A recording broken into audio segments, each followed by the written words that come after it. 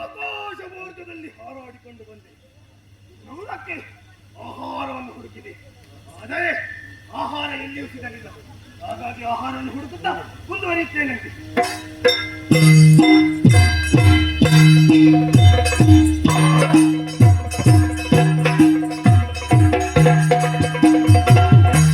ನೋಡು ತೆಚ್ಚುದ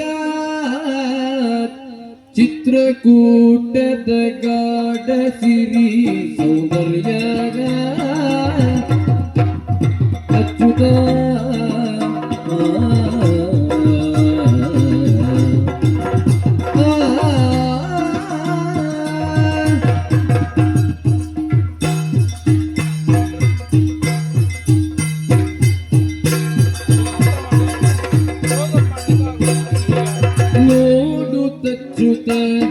ಚಿತ್ರಕೂಟದ ಗಾಢ ಸಿರಿ ಸೌಂದರ್ಯ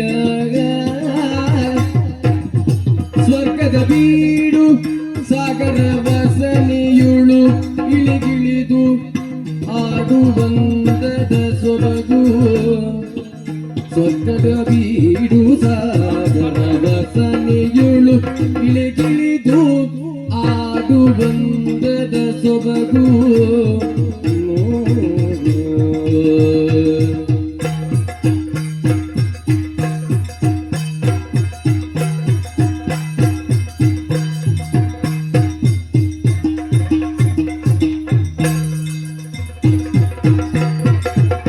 ಸ್ವರ್ಗದ ಬೀಡು ಸಾಗರ ವಸನೆಯುಳು ಗಿಳಿಗಿಳಿದು ಬಾಡುವಂತದ ಸೊಬಗು.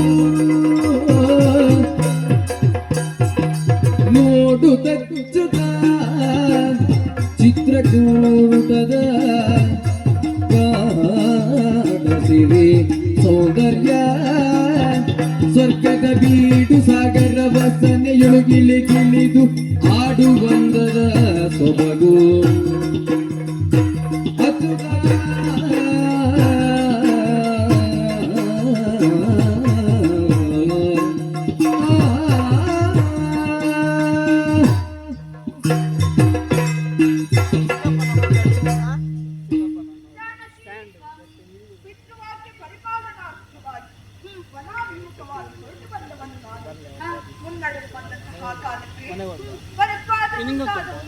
ಆಶೀರ್ವಾದವನ್ನು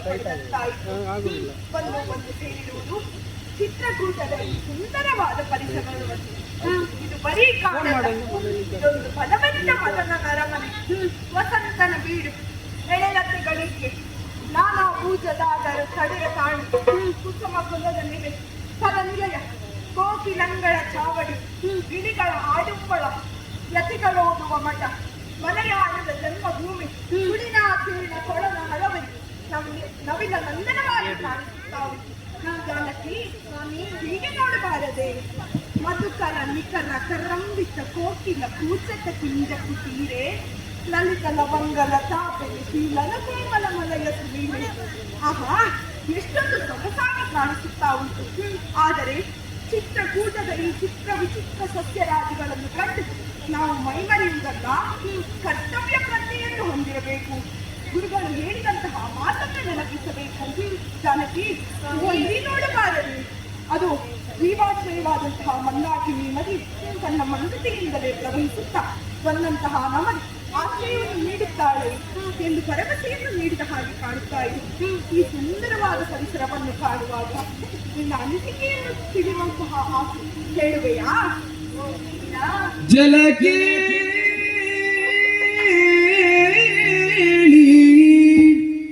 ಆಡುವಾಗ ನೀರ, ಜಲ ಕೇಳಿಯಾಡುವ,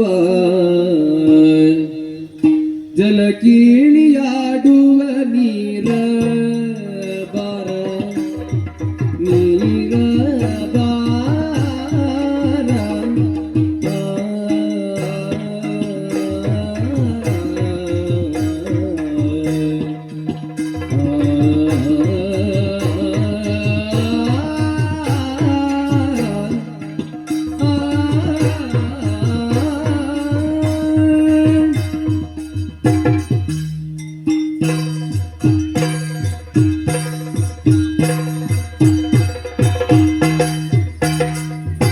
ಜಲ ಕೇಳಿ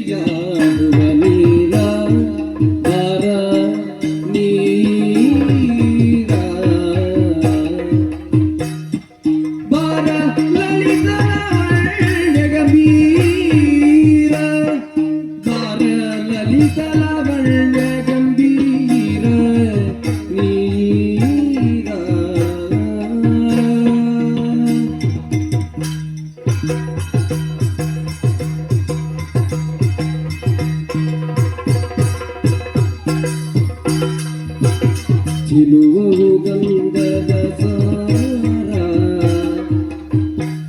ಚಿಲುವವು ಗಂಧದ ಸಾರ ಸೇರು ತೊಲಿವ ಸಂಗೀತ ಸೇರು ತುಲಿವ ಸಂಗೀತ ಶೃಂಗಾರ ಚೆಲುವವು ಗಂಧದ ಸಾರ ಸೇರು ತುಲಿವ ಸಂಗೀತ ಶೃಂಗಾರ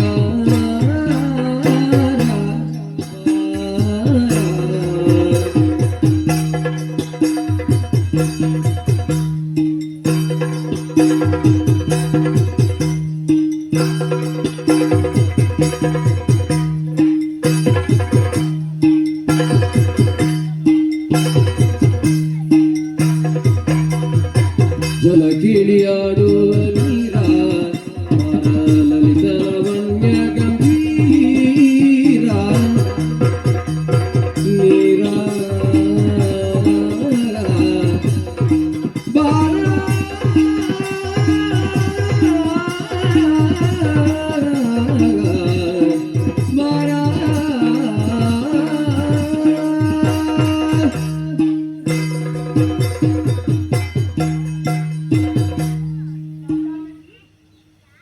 ಈ ಮಂದಾಕಿನಿ ನದಿಯ ಮಂದತೆಯನ್ನು ಕಂಡಂತಹ ನೀನು ಪುಳಕಿತಾನಂದ ಗಾತ್ರಳಾಗಿ ನೀನು ಹೇಳಬೇಕೆಂದು ಇಚ್ಛಿಸುತ್ತಾ ಇದ್ದೀಯಲ್ಲ ಏನೇ ಅದು ಸ್ವಾಮಿಯೇ ಜಾನಕಿ ಚಿತ್ರಕೂಟದ ಪರಿಸರವನ್ನು ನೀವು ವರ್ಣಿಸುತ್ತಾ ಹೋದಂತೆ ಹೌದು ನನ್ನ ಮೈಮನವನ್ನು ಆಕರ್ಷಿಸುವುದು ಯಾವುದು ಆ ಮಂದಾಕಿನಿ ನದಿ ಓಹೋ ಆ ನದಿಯಲ್ಲಿ ಹರಿಯುವಂತಹ ಮಂದಗತಿಯ ಜುಳುಜುಳು ನಿನಾದ ಕಿವಿಗೆ ಆನಂದ ನೀಡುತ್ತದೆ ಹೌದು ಕಣ್ಣುಗಳಲ್ಲಿ ತಂಪನ್ನು ಕೊಡುತ್ತದೆ ಹೌದು ಹಾಗಾಗಿ ನೀರಿಗೆ ಜಲ ಕೇಳಿ ಆಡೋಣವೇ ಜಲಕ್ರೀಡೆ ಜಾನಕಿ ನಳನಳಿಸುವಂತಹ ಜಲದಲ್ಲಿ ನಳನಳಿಸುವ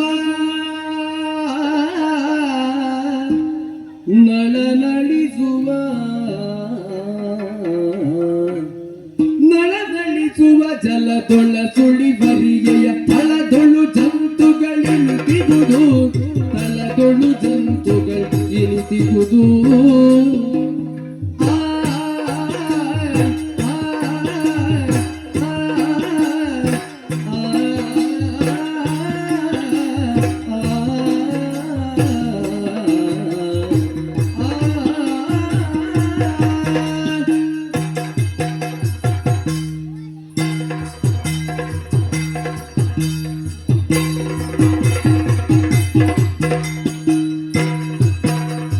ನಳನಳಿಸುವ ಜಲದೊಳ ಸುಳಿವರಿಯ ತಳದೊಳು ಜಂತುಗಳಿನಿತಿಗುದು ತಳದೊಳು ಜಂತುಗಳಿನಿತಿಗುದು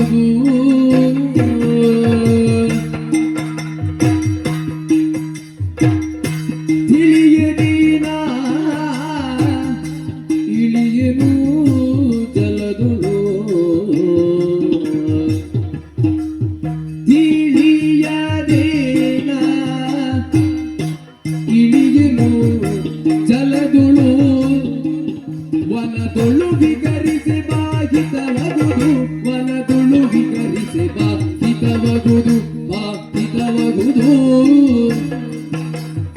ತಿಳಿದಿನ ಇಳಿಯನು ಜಲದುಳು ವನದೊಳು ವಿಗರಿಸಿ ಬಾಹಿತವಗುದು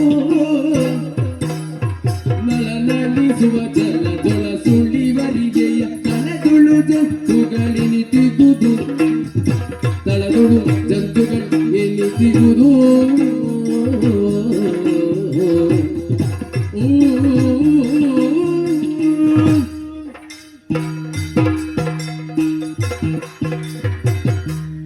ಜಾನಕಿ ಸ್ವಾಮಿ ಜಲಕ್ರೀಡೆ ಆಡೋಣ ಎನ್ನುವ ಹಾಗೆ ಒತ್ತಾಯಿಸುತ್ತಾ ಇದ್ದೀಯ ಖಂಡಿತ ಸಾಧ್ಯವೇ ಇಲ್ಲ ಏಕೆಂದರೆ ಹರಿಯುವ ನದಿಯನ್ನು ಜ್ಞಾನಿಗಳು ಜೀವನ ಎನ್ನುವ ಹಾಗೆ ಕೊಂಡಾಡಿದರು ಹಾಗೇ ನಮ್ಮ ಜೀವನ ಹೇಗೆ ಬೆಟ್ಟದ ಬುಡದಿಂದ ಹುಟ್ಟಿದ ನದಿಯನ್ನು ಸಾಗರವನ್ನು ಸೇರುವುದಕ್ಕಿಂತ ಮೊದಲು ಅನೇಕ ರೂಪಗಳನ್ನು ಪಡೆಯುತ್ತದೆ ಅನೇಕ ತಿರುವುಗಳನ್ನು ಪಡೆಯುತ್ತದೆ ಆದರೆ ಅದು ಕೆಲವು ಕಡೆಗಳಲ್ಲಿ ಪ್ರಶಾಂತವಾಗಿ ಕಾಣುತ್ತದೆ ಹಾಗೆಂದು ಅದರಲ್ಲಿ ಅಂತಹ ಶಾಂತ ಸ್ವಭಾವದ ಜೀವಿಗಳೇ ಇರಬೇಕೆಂಬುದೇನು ಇಲ್ಲವಲ್ಲ. ಕ್ರೂರ ಜನಗಳು ಇಲ್ಲವೋ. ನೀನೇನು ಕಂಪುಂಟು, ಇಂಪುಂಟು, ನುಂಪುಂಟು ಎಂದೆಲ್ಲ ಹೇಳುತ್ತಿರುವೆ. ಆದರೆ ಈ ಜಲದಲ್ಲಿ ಎಷ್ಟು ಅಪಾಯ ಉಂಟು ಎಂದು ನಿನಗೆ ತಿಳಿಸಿದೆಯಾ? ಆದುದರಿಂದ ಜಲಕ್ರೀಡೆ ಬೇಡ, ನಾವು ವನವಿಹಾರವನ್ನು ಮಾಡೋಣ. ಆಗಲೇ ನೀವು ಭಯದ ಬೀಜವನ್ನು ಬಿತ್ತುತ್ತಿದ್ದೀರಾ. ಓಹೋ, ನಾನು ಹೆದರುವುದಿಲ್ಲ. ನೀವು ಏನು ಎಂದು ಸರಿಯಾಗಿ ಅರ್ಥ ಮಾಡಿಕೊಂಡವಳು. ಹೌದು. ಶಿವನ ಸುಲಭ ನನಸನ್ನು ಮುರಿದು ವರಿಸಿದವರು ನೀವು. ಆವಾಗಲೇ ನಿಮ್ಮನ್ನು ವೀರ ಎಂದು ಒಪ್ಪಿಕೊಂಡವಳು ನಾನು. ನನ್ನನ್ನು ರಕ್ಷಿಸುವುದಕ್ಕೆ ನೀವಿರುವಾಗ ನನಗೆ ಯಾಕೆ ಭಯ ಸ್ವಾಮಿ? ರಾಜಋಷಿ ಜನಕನನ್ನೇ ಜನಕನಾಗಿ ಪಡೆದಿರುವಂತಹ ಓ ನನ್ನ ರಸಿಕೆ, ಬೇಡ ಬೇಡ ಎಂದು ಹೇಳಿದರು ನೀನು ಒತ್ತಾಯಿಸುತ್ತಾ ಇದ್ದೀಯ. ನೋಡು, ನಿನ್ನ ಈ ರೀತಿಯ ಹಠಗಳು ನಮ್ಮನ್ನು ಮುಂದೊಂದು ದಿನ ಎದುರಿಗೆ ತಲುಪಿಸುತ್ತದೋ ಏನು? ಇರಲಿ. ಕೆಲವೊಮ್ಮೆ ಆದರ್ಶ ಪತಿಯಾಗಲು ಗಂಡ ಹೆಂಡತಿಯ ಮಾತನ್ನು ಕೇಳಲೇಬೇಕಂತೆ. ಆದುದರಿಂದ ನಿನ್ನ ಇಚ್ಛೆಯನ್ನು ನಾವು ಇಬ್ಬರ ಜಲಕ್ರೀಡೆಯನ್ನಾಡೋಣ. ಆಗಲೇ ಆಯಿತು ಸ್ವಾಮಿ. ಹಾಗಾದರೆ ಮುಂದುವರಿಯೋಣವೇ?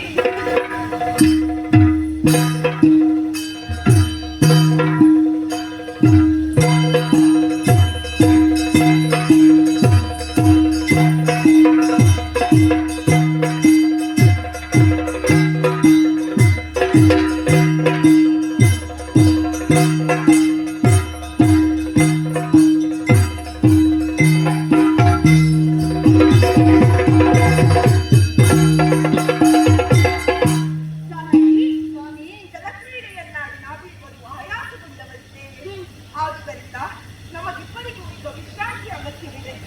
ಆದುದರಿಂದ ಓವಲ್ಲಿ ಕಾಣ್ತಾ ಇದೆಯಲ್ಲ, ಆ ಬಂಡೆ ಕಲ್ಲಿನ ಮೇಲೆ ನಾನು ಕುಳಿತುಕೊಳ್ಳುತ್ತೇನೆ. ನನ್ನ ಜಂಗಿಯಲ್ಲಿ ನಿನ್ನ ಶಿರವನ್ನು ವಿಶ್ರಾಂತಿಯನ್ನು ಪಡೆದು. ಆಗಲೇ ಸ್ವಾಮಿ, ಪತಿವ್ರತೆಯಾದವಳು ಗಂಡ ಉಂಡ ಮೇಲೆ ಉಣ್ಣಬೇಕು, ಗಂಡ ಮಲಗುವ ನಂತರವೇ ಮಲಗಬೇಕು. ಹಾಗಾದರೆ ಗಂಡ ನಿಂತ ಮೇಲೆ ಹೇಳಬೇಕು. ಹಾಗಾಗುವುದಿಲ್ಲ. ಗಂಡ ಹೇಳುವ ಮೊದಲೇ ಹೇಳಬೇಕು. ಹಾಗಾಗಿ ನಾನಲ್ಲಿ ಕುಳಿತುಕೊಳ್ಳುತ್ತೇನೆ. ನೀವು ನನ್ನ ಜಂಗೆಯಲ್ಲಿ ತಲೆರಿಸಿ ವಿಶ್ರಾಂತಿಯನ್ನು ಪಡೆಯಲು ನಿನ್ನ ಇಚ್ಛೆಯಂತೆ ಯಾವುದು?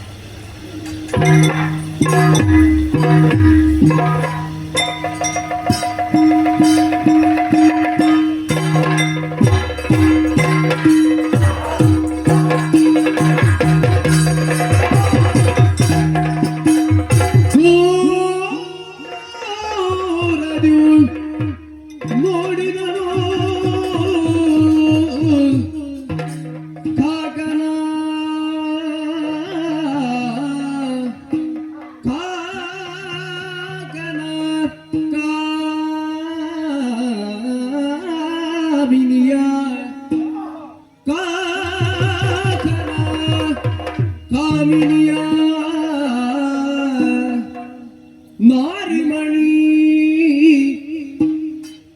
ಪಣಿವೇಣಿ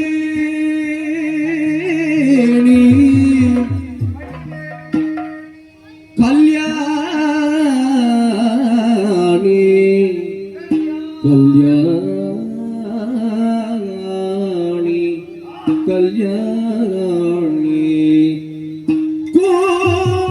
ಕೋಬಗುಜಿ ಯಾರಿವಳು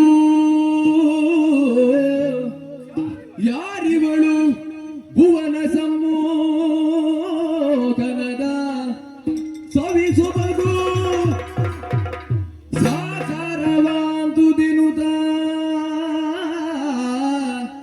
ಯಾರಿವಳು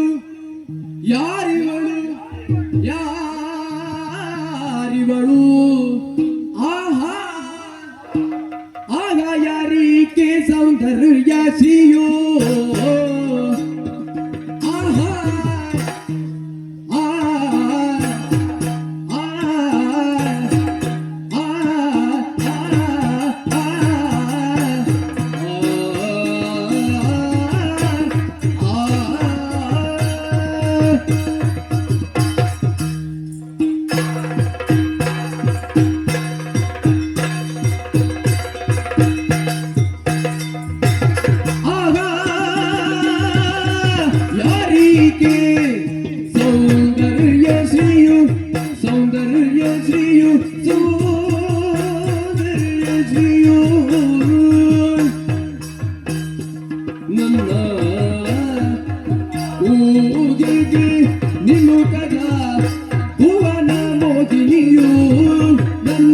ಊಗಿಗೆ ನಿಲುಕದ ಊಗಿಗೆ ನಿಲುಕದ ಊಗಿಗೆ ನಿಲುಕದ ಭುವನ ಮೋಹಿನಿಯು ಭುವನ ಮೋಹಿನಿಯು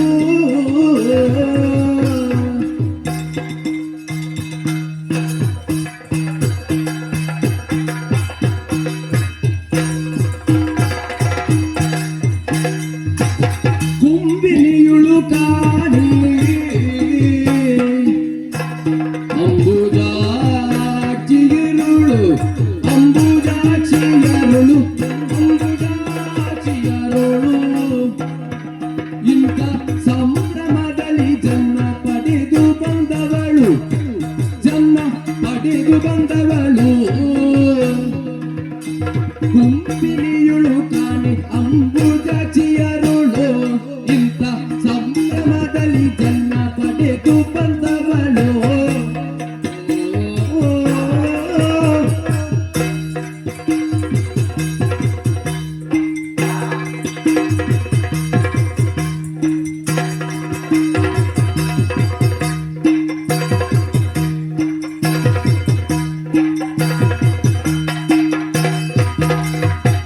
ಆಗಯ ರೀತಿ ಸೌಂದರ್ಯದಲ್ಲಿಯೂ ನನ್ನ ಊಗಿಗೆ ನಿಲುಕದ ಊಗಿಗೆ ನಿಲುಕದ ಭುವನ ಮೋಹಿನಿಯು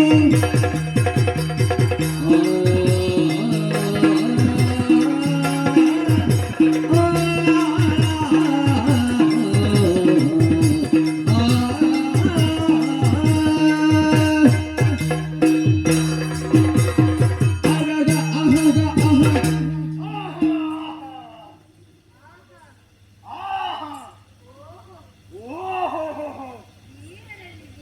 ವೀರರಲ್ಲಿ ವೀರ ಶೂರರಲ್ಲಿ ಶೂರ ಶೂರರಲ್ಲಿ ಶೂರ ಯಾರು ಯಾರು ನಾನು ಗಂಡ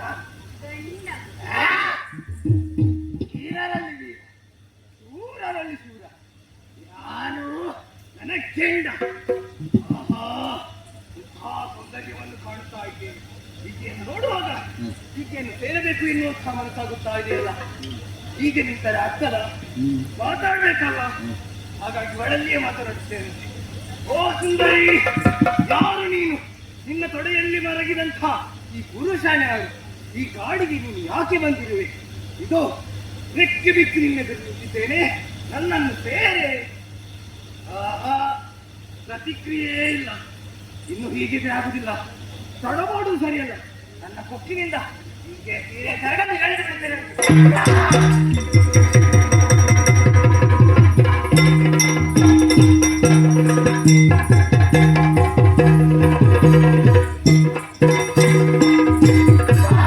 ಬೆಳೆಗಳ ಮಧ್ಯೆ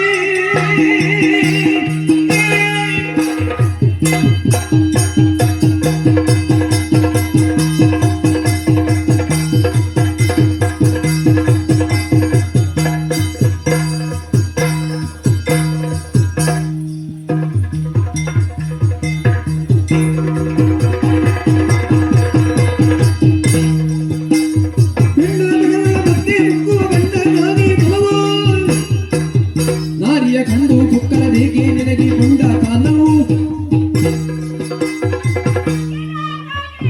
ಯಾರು ಒಂದೋ ನೀನು ಖಂಡ ತಿನ್ನುವಲ್ಲಿರಬೇಕಿತ್ತು ಇಲ್ಲವೇ ಪಿಂಡ ತಿನ್ನುವಲ್ಲಿರಬೇಕಿತ್ತು ಆ, ಇದೆರಡನ್ನು ಬಿಟ್ಟು ನನ್ನ ನೀರೆಯ ಸೀರೆಯನ್ನು ನಿನ್ನ ಕೊಕ್ಕಿನಿಂದ ಎಳೆಯಲು ಮುಂದಾಗುತ್ತಿದ್ದೀಯಲ್ಲ ತೊಲಗು ಇಲ್ಲದಿದ್ದರೆ ಪ್ರಾಣ ಪಕ್ಷಿ ಹಾರಿ ಹೋಗಿ ರುದ್ರವೀರ ವಿಜಯದನ್ನು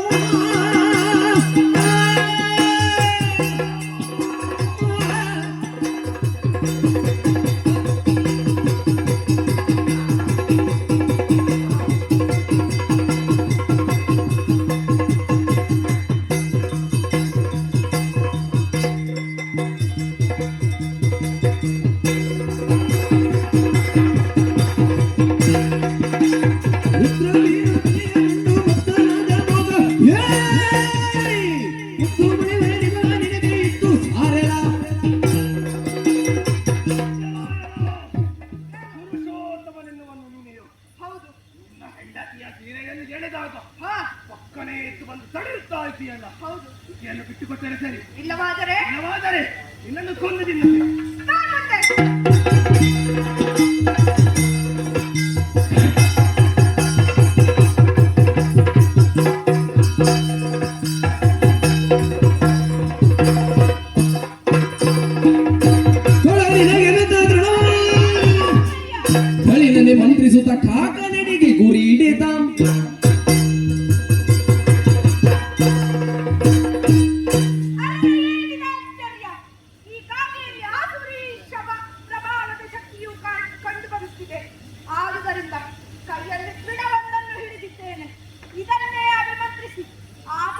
ಇಚ್ಛೆಯನ್ನು ನೀಡುವ ಉದ್ದೇಶವನ್ನು ಪ್ರಯೋಗಿಸುತ್ತೇನೆ.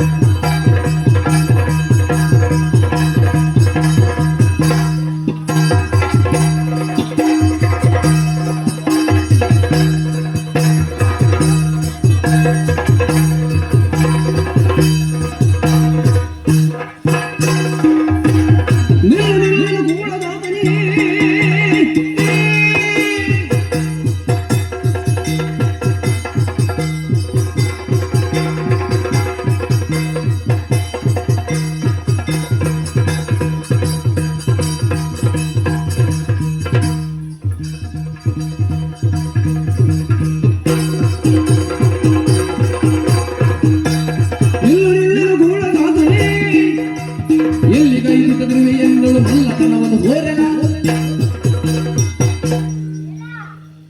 ಕಾವ್ಯರೂಪದಲ್ಲಿರುವ ಉತ್ತರಾಸಕನೇ ಹಾ, ಮುಂದಕ್ಕೆ ಬಂದು ಹಾ. ಲೋಕದ ಮಾತೆಯಾದ ಸೀತಾದೇವಿಯನ್ನು ಎನಿಸುವಷ್ಟು ಮುಂದರದೆ ಹಾ.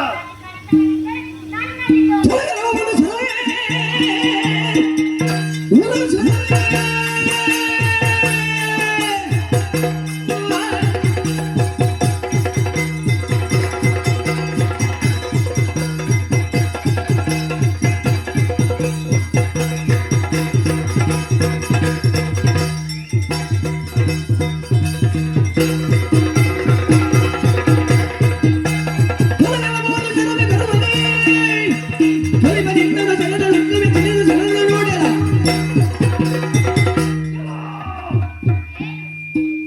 ಎಲ್ಲ ತೃಣಾಸ್ತ್ರ ಏನು ನೀನು ಬರೇ ತೃಣ. ರಾಮ ನಿನ್ನನ್ನು ಪ್ರಯೋಗಿಸಿದಂದ ಮಾತ್ರಕ್ಕೆ ಈ ರೂಪದಲ್ಲಿ ಮುಂದುವರಿಸ್ತಾ ಇದ್ದೀಯಲ್ಲ. ಸುಮ್ಮನೆ ಹೋದರೆ ಸರಿ, ಇಲ್ಲವಾದರೆ ಈ ಕೊಕ್ಕಿನಿಂದ ನಾನು ಕುಗ್ಗಿ ನಿಲ್ಲುತ್ತೇನೆ. ಬಡಿ ಬಡಿ ಬಾಣಗಳಿದೆ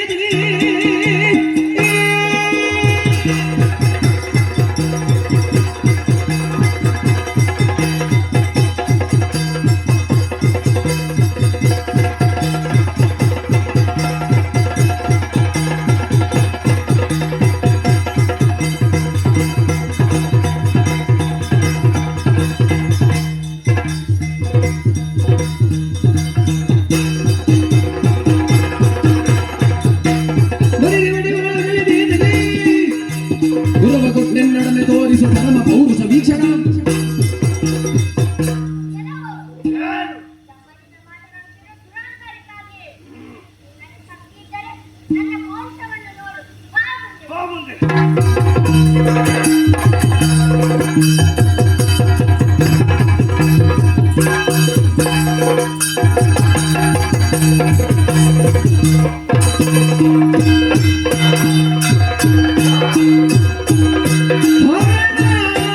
ಉಳಿದು ಸಾರದಿದು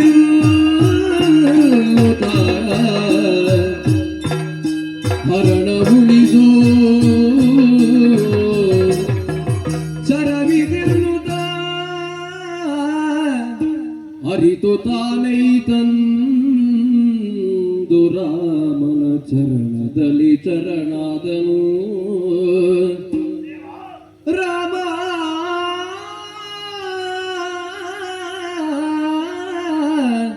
ರಾಮ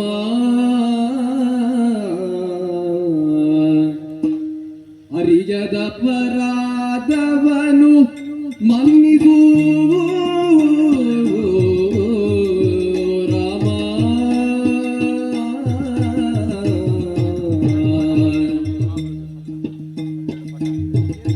ಅರಿಯದ ಪರಾಧವನು ಮನ್ನಿಸಿ ಪುರಿಯು ಕರುಣಾ ಸಿಂಧು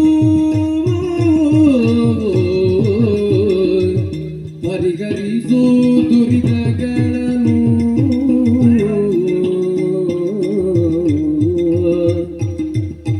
ರಾಮ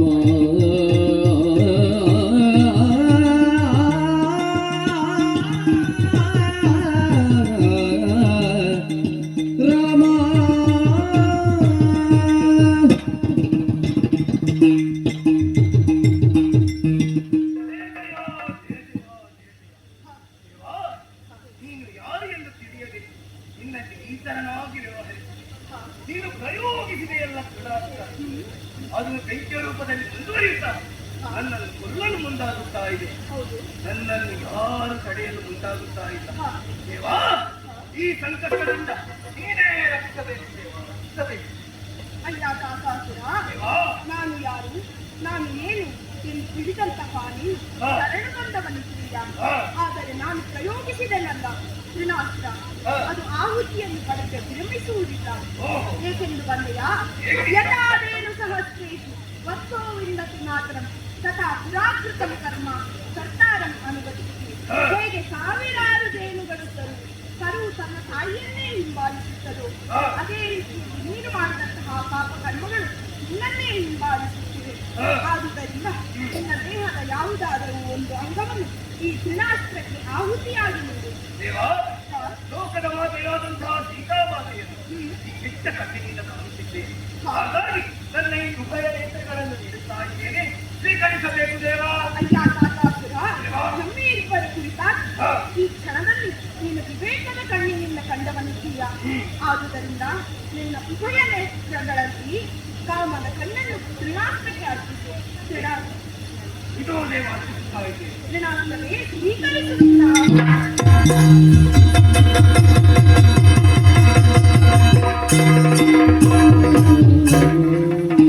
ಅಯ್ಯ, ನೀನು ಯಾತಕ್ಕಾಗಿ ಹೀಗೆ ಮಾಡಿದೆ ಎಲ್ಲವನ್ನು ಸಂಸ್ಕಾರವಾಗಿ ಬೇಡುವೆಯಾ? ದೇವಾ, ಇದಕ್ಕೊಂದು ಕಾರಣವಿದೆ.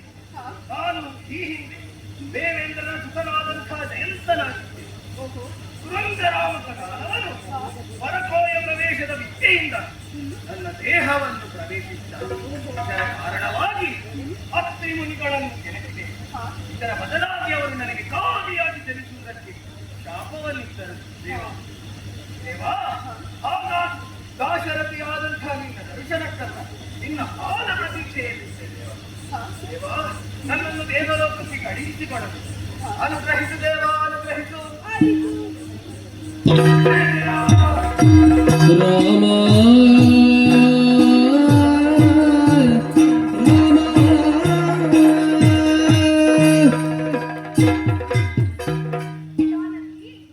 ಹಠ ಮಾಡಬೇಡ ಎಂದು ನಾನು ಹೇಳಿದ್ದೇನಲ್ಲ. ಇದು ಇವನ್ ಯಾರೆಂದು ತಿಳಿಯುತ್ತೆ. ಇವನು ಬೇರೆ ಯಾರು ಅಲ್ಲ, ದೇವೇಂದ್ರನ ಮಗನಾದಂತಹ ಜಯಂತ. ಆತನ ದೇಹಕ್ಕೆ ಕುರಂಗ ಎಂಬ ಹೆಸರಿನ ದಾನವರು ಪದಕಾರಿ ಪ್ರವೇಶ ಎನ್ನುವ ವಿದ್ಯೆಯನ್ನು ಉಪಯೋಗಿಸಿಕೊಂಡು ಪ್ರವೇಶಿಸಿದನು. ಅಲ್ಲಿಂದ ಸ್ತ್ರೀಮಣಿಗಳಿಗೆ ತೊಂದರೆಯನ್ನುಂಟು ಮಾಡಿ ಅವರಿಂದ ಶಪಿತನ ಕಾಕಾಸುರನಾಗಿ ಅಲಿಯುತ್ತಿದ್ದನು. ಅವನಿಗೆ ನಾವು ಮೋಕ್ಷವನ್ನು ಕಳುಹಿಸಿದ ಹಾಗಾಯಿತು. ಸತ್ಯಾತ್ಮರಾಗಿ ಧರ್ಮಪಥದಲ್ಲಿ ಸಾಧು ಬಂದಂತಹ ನಾವು ಶಾಪಗ್ರಸ್ತರಾಗಿ ಬಂದಂತಹ ಅನೇಕರಿಗೆ ಮೋಕ್ಷವನ್ನು ಕಳುಹಿಸಿದ ಹಾಗಾಯಿತು. ಅವರೆಲ್ಲರೂ ಹೇಳುತ್ತಿದ್ದಾರೆ, ಶ್ರೀರಾಮನ ಕಾರುಣ್ಯವೆಂದು. ಖಂಡಿತವಾಗಿಯೂ ಅಲ್ಲ. ಯಾರ ಗುಣಗಣಗಳ ಅಧೀನರಾಗಿರುತ್ತಾರೋ ಅವರೆಲ್ಲರಿಗೂ ಭಗವಂತನ ಕಾರುಣ್ಯ ಇದ್ದೇ ಇದೆ ಎನ್ನುವುದು ಲೋಕವಿಸ್ತೃತವಾದಂತಹ ಸತ್ಯ. ಹಾಗಾದರೆ ನಾವೆಲ್ಲಿ ಮುಂದುವರಿಯೋಣವೇ?